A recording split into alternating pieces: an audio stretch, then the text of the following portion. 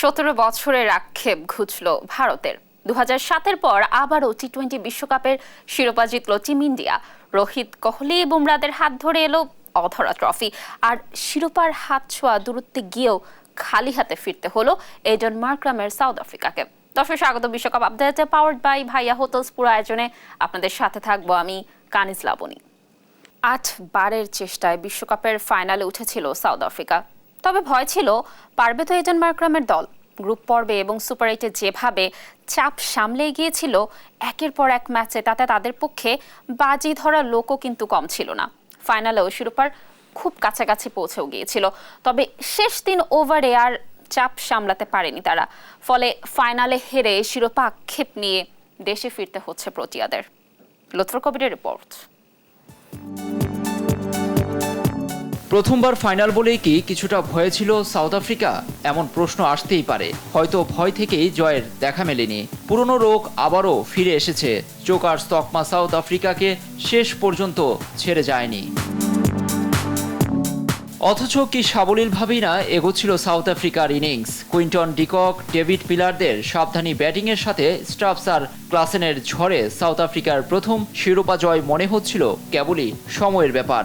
27 বলে 52 রান করে Klaasen out হওয়ার পর কেমন যেন খোলসে ঢুকে যায় প্রোটিয়া ব্যাটাররা।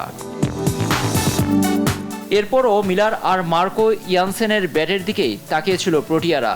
এক পর্যায়ে সমীকরণ নেমে এসেছিল 30 বলে 30 রান। টি-20-তে এ আর এমন কঠিন কি ব্যাপার? তবে এই সহজকেই সাউথ আফ্রিকার জন্য কঠিন করে তোলেন জাসপ্রীত বুমরা আর হার্দিক পান্ডিয়া।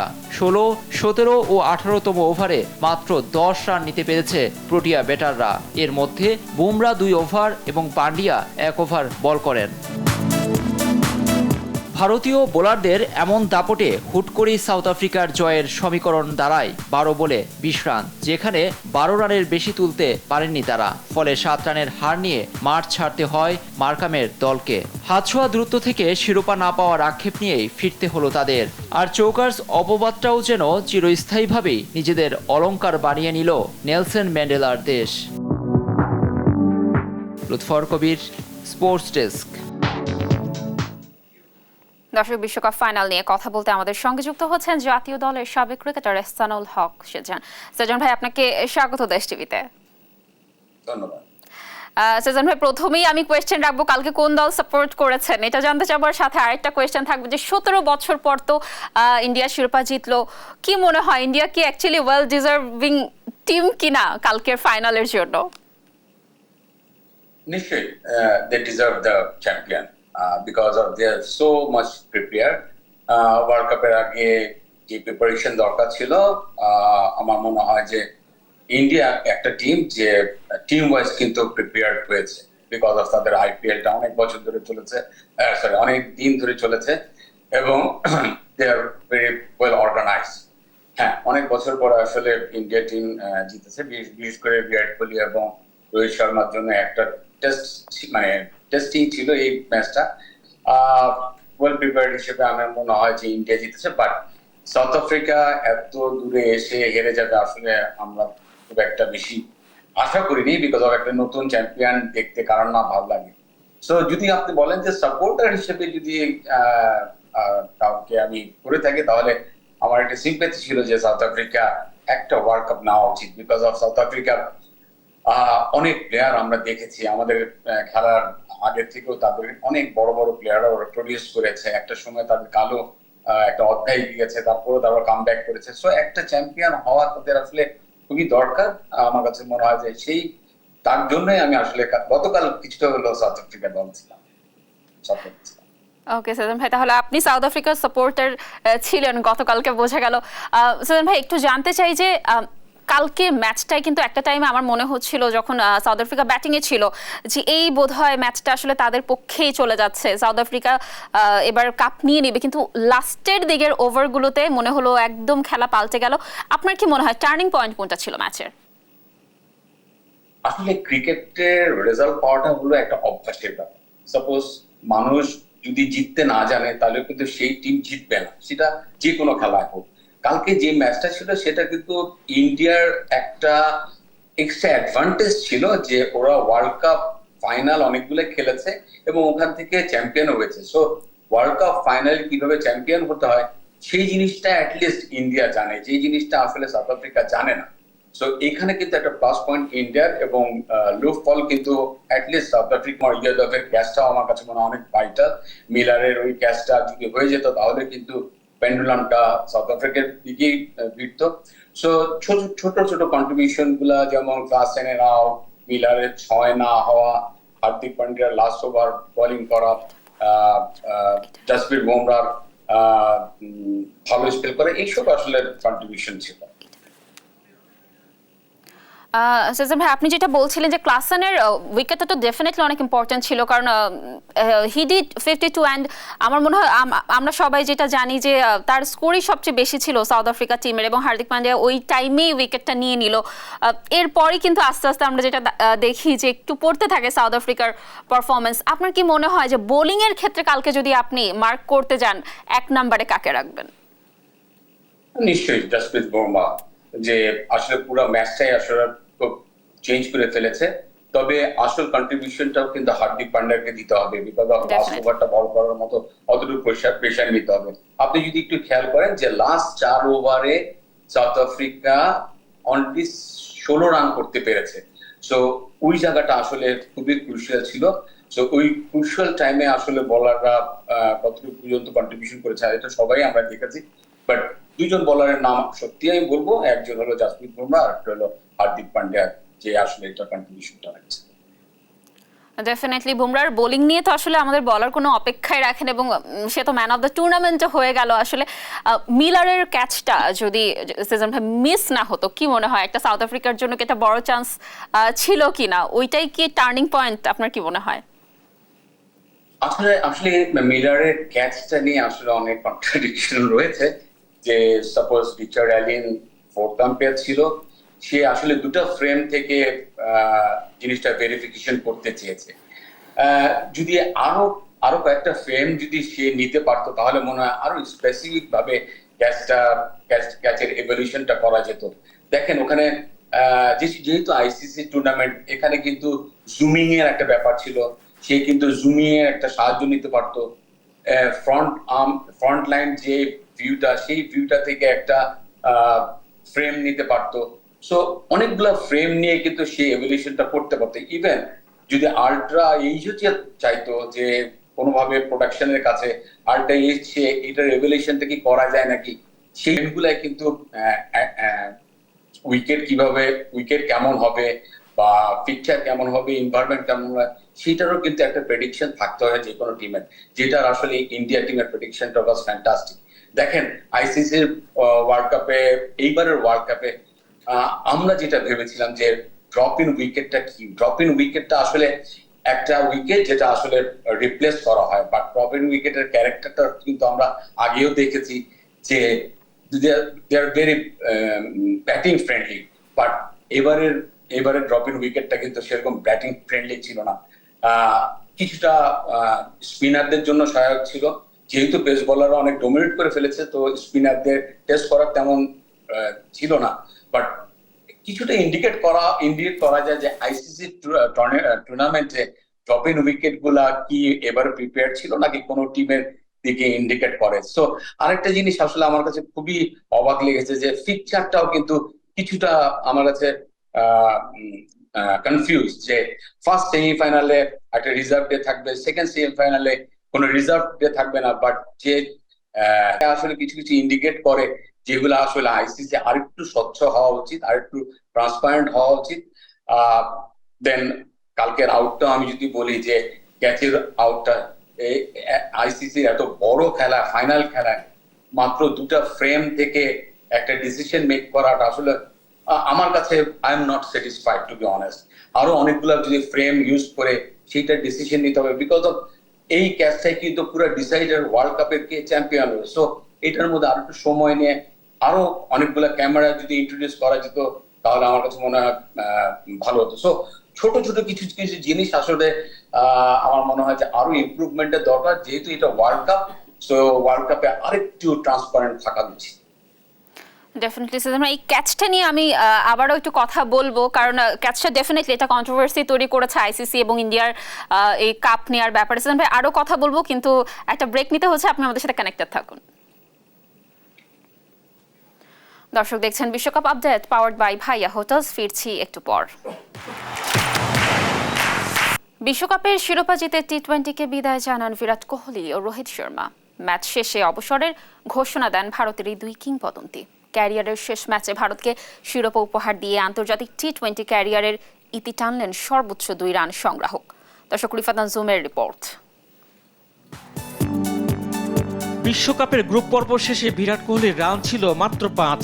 ফাইনালের আগে মোট 77 রান, এর মধ্যে 0 রানে ফিরেছেন 2 বার। প্রশ্ন উঠতে শুরু করে, এভাবেই কি বিদায় নিতে হবে 35 বছর বয়সী কোহলিকে? কিন্তু কোহলির মতো চ্যাম্পিয়ন ক্রিকেটাররা তো আর সহজে হার মানতে জানেন না। টি-20 বিশ্বকাপের ফাইনালে খেললেন 59 বলে 76 রানের ইনিংস। ভারতকে ম্যাচ জয়ের ভিত্তি করে দিয়েছেন তিনি। ভারতের দ্বিতীয় শিরোপা জয়ের ফাইনালে ম্যাচ সেরা পুরস্কার উঠেছে কোহলির হাতে। ক্যারিয়ারের প্রথম টি-20 বিশ্বকাপ জেতার পরই কোহলি জানালেন, আন্তর্জাতিক টি-20 ক্যারিয়ারের শেষ ম্যাচ খেলে ফেলেছেন তিনি। এই ফরম্যাটে আর দেখা যাবে না তাকে। This was going to be my last T20 World Cup playing for India. এটা আমার শেষ টি-20 বিশ্বকাপ ছিল। আমরা ঠিক এটাই অর্জন করতে চেয়েছিলাম। রান কখনো হবে না, সৃষ্টিকর্তা মহান। একদিনই পারফর্ম করলাম আর এটাই কাজে এলো দলের। এটাই ভারতের হয়ে আমার শেষ টি-20 match. This is my last T20 game playing for India. আন্তর্জাতিক ক্রিকেটের এই সংস্করণে 125 ম্যাচে 48.69 গড় আর 137.04 স্ট্রাইক রেটে কোহলির রান 4188। কোহলির পর আন্তর্জাতিক টি-20 থেকে অবসর নিয়েছেন অধিনায়ক রোহিত শর্মাও। ম্যাচ শেষে সংবাদ সম্মেলনে নিজের অবসরের কথা জানান Rohit. This was my last game as well. এটা কোহলির মতো আমারও শেষ ম্যাচ। এই ফরম্যাটটা অনেক উপভোগ করেছি যখন থেকে খেলা শুরু করেছি। আমি শিরোপা জিতেই বিদায় নিতে চেয়েছি। বিদায় বলার এর চেয়ে ভালো সময় আর হয় না। Say goodbye to this format. I have loved every moment. কোহলির মতো রোহিত অবশ্য শেষ ইনিংসটাকে রাঙাতে পারেননি, কিন্তু নিজের শেষ টি-20 বিশ্বকাপে আলো ছড়িয়ে 257 রান করে দ্বিতীয় সর্বোচ্চ রান সংগ্রাহক রোহিত। আন্তর্জাতিক টি-20 ক্যারিয়ারে এই বিশ্বকাপে কোহলিকে টপকে হয়েছেন সর্বোচ্চ রানের মালিক। 159 ম্যাচে 32 গড় আর 140 স্ট্রাইক রেটে রোহিতের রান 4231। 5টি সেঞ্চুরির পাশাপাশি 32টি 50 রয়েছে রোহিতের ঝুলিতে। রিফাত আঞ্জুম, দেশ টিভি, স্পোর্টস ডেস্ক। ভারতের শিরোপা জয়ের নেপথ্যে কারিগর কিন্তু একজন, তিনি হলেন পেসার জসপ্রীত বুমরা। তিনি যে কোনো সময় ম্যাচের মোড় ঘুরিয়ে দিতে পারেন, সেটা আরেকবার দেখালেন হারের শঙ্কা জেঁকে বসা ফাইনালের মঞ্চে। পুরো টুর্নামেন্টেই বল করেছেন দাপটের সঙ্গে। তাই তো দিন শেষে সবাইকে পেছনে ফেলে বুমরার হাতেই উঠেছে টুর্নামেন্ট সেরার পুরস্কার। দর্শক, জুবাইর রাজিনের রিপোর্ট। 2007 থেকে 2024 মাঝে কেটে গেছে 17টি বছর। এরই মাঝে বড় হয়েছে গোটা একটা প্রজন্ম। টি-20 বিশ্বকাপের প্রথম শিরোপাজয়ী দলটি ট্রফির দেখা পায়নি আর। অবশেষে 2024-এ এসে ঘুচল ট্রফি খরা। আর এবারের ফাইনালের মঞ্চে ট্রফি উৎসবের মধ্যমণি হলেন প্রজন্মের অন্যতম সেরা বোলার জসপ্রীত বুমরা। 2007 সালে আহমেদাবাদের 14 বছরের সেই কিশোর ছেলেটি আজ শাসন করছেন ক্রিকেট বিশ্ব। ঘোচালেন ভারতের নতুন প্রজন্মের ট্রফি খরা। বিশ্বকাপের শুরু থেকেই সেরা ছন্দে ছিলেন বুমরা। প্রতি ম্যাচেই কাঁপন ধরিয়েছেন প্রতিপক্ষ ব্যাটারদের বুকে। চাপের মুহূর্তে যেমন উইকেট তুলে নিয়েছেন, তেমনি আটকে রেখেছেন রানও। টুর্নামেন্টে 8 ম্যাচ খেলে 8.26 গড়ে তুলে নিয়েছেন দ্বিতীয় সর্বোচ্চ 15টি উইকেট। টি-20 ক্রিকেটের মতো রানের খেলায় 4.17 ইকোনমি বলে দিচ্ছে পুরো টুর্নামেন্টেই রান দেয় কতটা কিপটামি করেছেন তিনি। তাই তো তার চেয়ে বেশি উইকেট পেয়েও সেরা হতে পারেননি অন্যরা। আসরে 17 উইকেট নিয়ে সর্বোচ্চ উইকেট শিকারী হয়েছেন আফগান পেসার ফজল হক ফারুকী। সমান উইকেট নিয়ে দ্বিতীয় স্থানে ভারতের আর্শদীপ সিং। 15 উইকেট নিয়ে তৃতীয় স্থানটি বুমরার। আর বুমরার সমান 15 উইকেট নিয়ে চতুর্থ স্থানে প্রোটিয়া পেসার আনরিক নরকিয়া। এরপর 14 উইকেট নিয়ে তালিকার পঞ্চম স্থানে আছেন আফগান লেগ স্পিনার রশিদ খান। আসরে সর্বোচ্চ রান সংগ্রাহক আফগানিস্তানকে সেমিফাইনালে তোলার অন্যতম কারিগর ওপেনার রহমানুল্লাহ গুরবাজ। 8 ম্যাচে 281 রান করেছেন তিনি। সমান ম্যাচে 257 রান নিয়ে দ্বিতীয় স্থানে রোহিত শর্মা। তালিকার 3-এ আছেন অজি ওপেনার ট্রাভিস হেড, তার সংগ্রহ 255 রান। এরপর 243 ও 231 রান নিয়ে চতুর্থ ও পঞ্চম স্থানে কুইন্টন ডিকক ও ইব্রাহিম জাদরান। জুবাইর রাজিন, স্পোর্টস ডেস্ক, দেশ টিভি। দর্শক, আমাদের সঙ্গে আবারও যুক্ত হচ্ছেন জাতীয় দলের সাবেক ক্রিকেটার এহসানুল হক সেজান। সেজান ভাই, আপনাকে আবারও স্বাগত দেশ টিভিতে। সেজান ভাই, ব্রেকের আগে যেমনটি কথা বলছিলাম যে একটা ক্যাচের ব্যাপারে, যে ক্যাচটা কিন্তু ভালোই কন্ট্রোভার্সি তৈরি করেছে। অনেকে বলছে আইসিসি কিছুটা হলেও ইন্ডিয়াকে সাপোর্ট করেছে, কারণ ক্যাচটা নিয়ে আমরা বিভিন্ন অ্যাঙ্গেলে আরও কয়েকবার দেখলে হয়তো সাউথ আফ্রিকার ফরেও যেতে পারতো বিষয়টা। কি বলবেন, এই কন্ট্রোভার্সি কেন উঠে সবসময়, যে আইসিসি সবসময় একটু ইন্ডিয়াকে ব্যাকআপ দিয়ে থাকে? ইন্ডিয়াকে ক্যাচের জন্য হ্যাঁ জিনিসটা এসছে, বাট সত্যি করে বললাম, একটু আগে আপনাকে বলেছিলাম যে ড্রপিং উইকেটটা আমরা সবসময় জানি যে পেস সহায়ক এবং ব্যাটসম্যানদের সহায়ক। সো স্পিনারদের একটা ড্রপিং উইকেট আমরা দেখলাম এবার, যেটা আসলে অনেকটা ইন্ডিকেট করে কোনো একটা টিমের ফরে এই উইকেটটা কি তৈরি করা হয়েছে নাকি। দেন পিকচারটাও আসলে সেই ফাইনালে পিকচারটাও সেকেন্ড সেমিফাইনালটা, যেটা আসলে ইন্ডিয়া এবং ইংল্যান্ড যেটা খেলেছে, সেটার মধ্যে কোনো রিজার্ভ নেই। সো খেলা যদি বৃষ্টির তো বন্ধ হয়ে যেত, তাহলে অটোমেটিক কিন্তু চ্যাম্পিয়ন টিম ইন্ডিয়াই চলে যেত। দেন ক্যাচের ব্যাপারটা আসলে অনেকটাই কন্ট্রোভার্সিয়াল ক্রিয়েট করেছে। সো অনেকগুলো ক্যামেরা আসলে এখানে ইউজ করা যেত, যেটা আমরা বলছি যে এখান থেকে আসলে ক্লিয়ার একটা পিকচার আমরা দেখতে পারতাম। সো আমার কাছে মনে হয় যে তারপরেও যে যেই শর্টসটা, সেই শর্টসটার মধ্যেও কিন্তু আপনি দেখবেন যে মিলারের মাথা উঠে গেছে, ব্যাটে ঠিক মতো কানেক্ট হয়নি, ব্যাটে যদি ঠিক মতো কানেক্ট হতো তাহলে আরো বড় ছয় হতো। এইসব সিচুয়েশনে মিলার কিন্তু যতগুলা খেলা দেখেছি, ম্যাক্সিমাম খেলাতেই কিন্তু উইন করেছে। এটা 6 হয়ে যাওয়ার কথা, বাট 6 হয়নি। সো যেহেতু 6 হয়নি এবং ক্যাচটা হয়েছে, বিভিন্ন অ্যাঙ্গেলটা আসলে সাপোর্ট নিতে পারেনি, কিছুটা কন্ট্রোভার্সিয়াল তো রয়েছে। সেজান ভাই, একজনের কথা বোধহয় না বললেই নয়, বিরাট কোহলি কালকে সর্বোচ্চ রান করেছেন ইন্ডিয়ার ফরেও, এবং আমি বলবো যে ম্যাচ জেতানোর পিছনে ডেফিনেটলি তার কন্ট্রিবিউশন অনেক বেশি। এটা যদি না বলি এটা আসলে ভুল হবে। এবং কোহলি কালকে বিদায় নিয়ে নিল অফিসিয়ালি, এবং সে বলল যে it's time for next generation. তার এই কথার পেছনে আসলে সারমর্মটা কি দাঁড়াতে পারে, কি মনে হয় আপনার? আসলে আমার মনে হয় যে বিরাট কোহলি বা টেন্ডুলকার, এদের কথা যদি আপনারা বলেন, তাহলে তারা অনেক বড় মাপের প্লেয়ার, এবং তারা শুধুমাত্র নিজেদের যে কন্ট্রিবিউশনটা সেটাই সবসময় এমফাসাইজ করে না। তারা দেশের প্রতি একটা ভালোবাসা রয়েছে, দেশের যে একটা টার্গেট রয়েছে, গোল রয়েছে, তার উপরও কিন্তু তার একটা বড় দৃষ্টান্ত স্থাপন করেছে।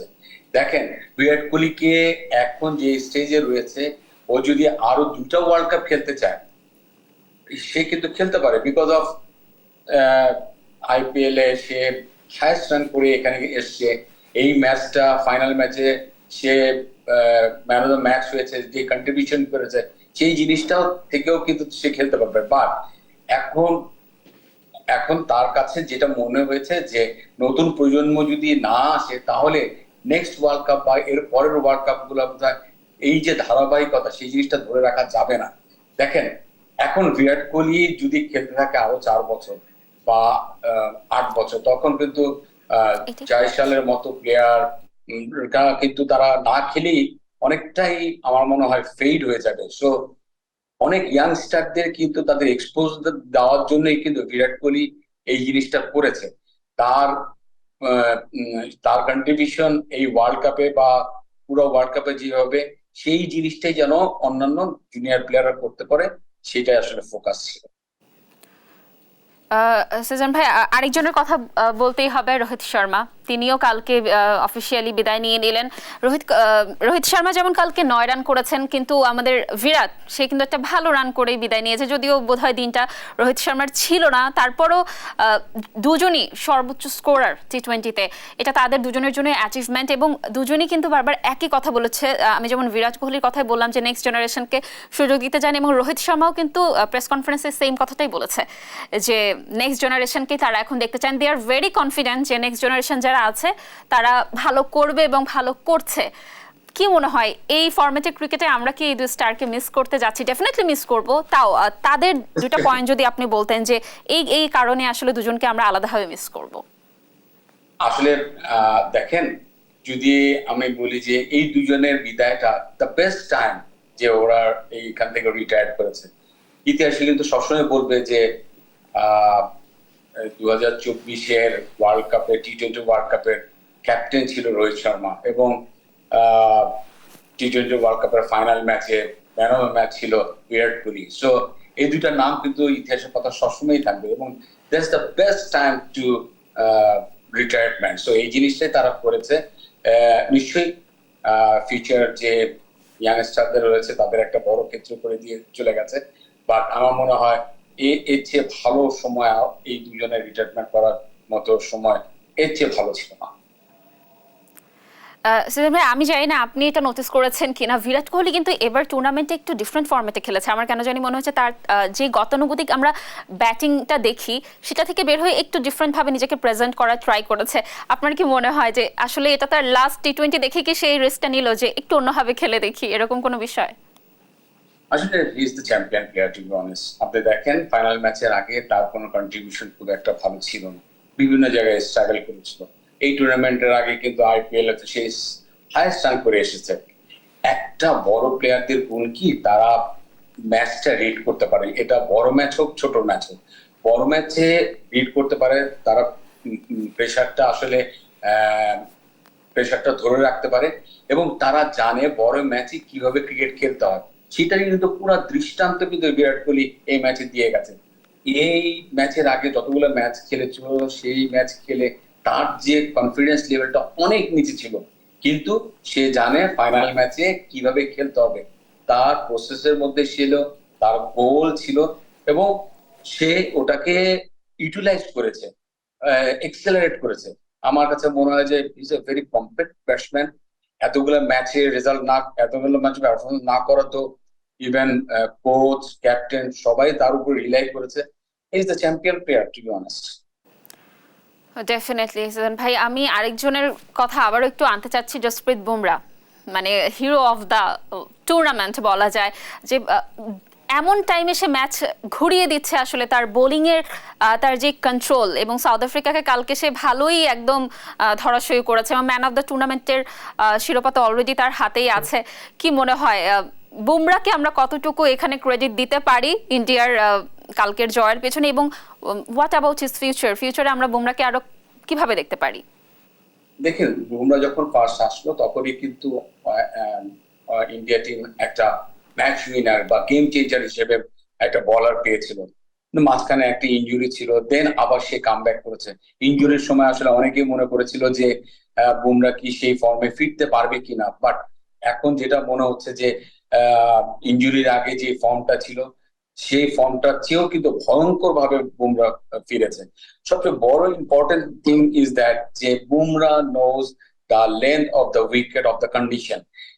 কোন কন্ডিশনে কোন লেন্থে বোলিং করতে হবে, কোন সিচুয়েশনে কোন জায়গায় বোলিং করতে হবে, কোন অ্যাটাক করতে হবে, সেই জিনিসটা আসলে বুমরা জানে। সো আমার কাছে মনে হয় যে এই ওয়ার্ল্ড কাপটা পুরো চ্যাম্পিয়নের পিছিয়ে বুমরার একটা বড় অবদান এখানে রয়েছে। পুরা পেস অ্যাটাকটা, বোলিং অ্যাটাকটা কিন্তু সে লিড করছে এবং কন্ট্রোল করেছে। সিজন ভাই, আমরা পুরো টুর্নামেন্টে যেটা দেখলাম যে এবারের উইকেট কিন্তু ব্যাটারদের ফরে খুব একটা ছিল না। এবার পুরো টুর্নামেন্টে আসলে বোলারদেরকে প্রত্যেকটা ম্যাচে ক্রেডিট দিতে হবে।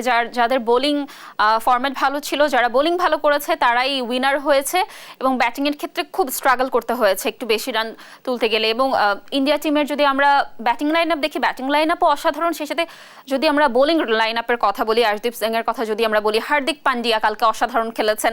বুমরার কথা তো বলছিলাম আমি একটু আগে। সবকিছু মিলিয়ে কি মনে হয় যে ভারতের কালকের জেতার পেছনে তো আমরা বোলিং ডিপার্টমেন্টটাকেই কি আসলে আগিয়ে রাখবো কিনা?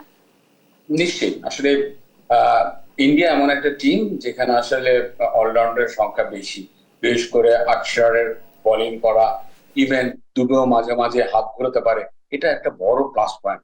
প্রতিটা টিমেই কিন্তু দেখেছেন যে 5 জন বলার এবং 6 জন ব্যাটসম্যান নিয়ে খেলে, কিন্তু ইন্ডিয়া টিমে দেখবেন যে 7 জন বলার এবং 6 জন ব্যাটসম্যান। সো আমার কাছে মনে হয় যে কন্ট্রিবিউশন যেগুলো ছিল, যে বুমরা, হার্দিক পান্ডিয়া বা আর্শদীপের সাথে কুলদীপ যাদব, জাদেজা এবং প্লাস অক্ষর প্যাটেল এবং দুবে, সো আমার কাছে মনে হয় পুরো কম্প্যাক্ট একটা বোলিং সেক্টর। T20 থেকে অবসর নেয়া কোহলি আর রোহিত। শুধু তারাই নন, পুরো ভারত দলই পাচ্ছে প্রশংসা। সাবেক ভারতীয় ক্রিকেটার সঞ্জয় মাঞ্জরেকর বলেন, শিরোপা জয় রোহিতের প্রাপ্য, এটাই তার বড় পুরস্কার।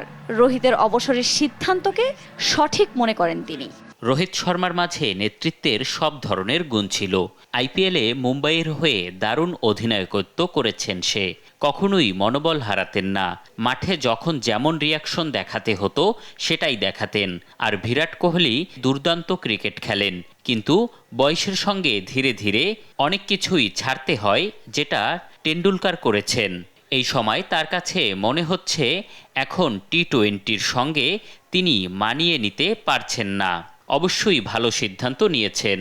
শুধু রোহিত নন, হার্দিক পান্ডিয়ার দারুণভাবে ঘুরে দাঁড়ানো নজর কেড়েছে সবার। সদ্য আইপিএলে বাজে ফর্মের কারণে সমালোচিত হয়েছেন তিনি। বিশ্বকাপে তাকে দলে রাখা নিয়েও হয়েছে সমালোচনা, কিন্তু ফাইনালে ঠিকই নিজেকে চিনিয়েছেন। কেন তাকে দলে নেওয়া হয়েছে? হার্দিক পান্ডিয়ার ঘুরে দাঁড়ানো ছিল দুর্দান্ত। আইপিএলে তাকে নিয়ে অনেক সমালোচনা হয়েছে। বিশ্বকাপে দলে রাখা নিয়েও কত সমালোচনা হয়েছে। ফাইনালে কি দারুণভাবে নিজেকে প্রমাণ করেছেন। একটা সময় মনে হচ্ছিল ক্লাসেন মিলার ম্যাচ বের করে নেবে। হার্দিক ম্যাচটা বের করে দিয়েছে। আমি অবাক হইনি হার্দিকের এমন পারফরমেন্সে। সে এমন পারফর্মই করে।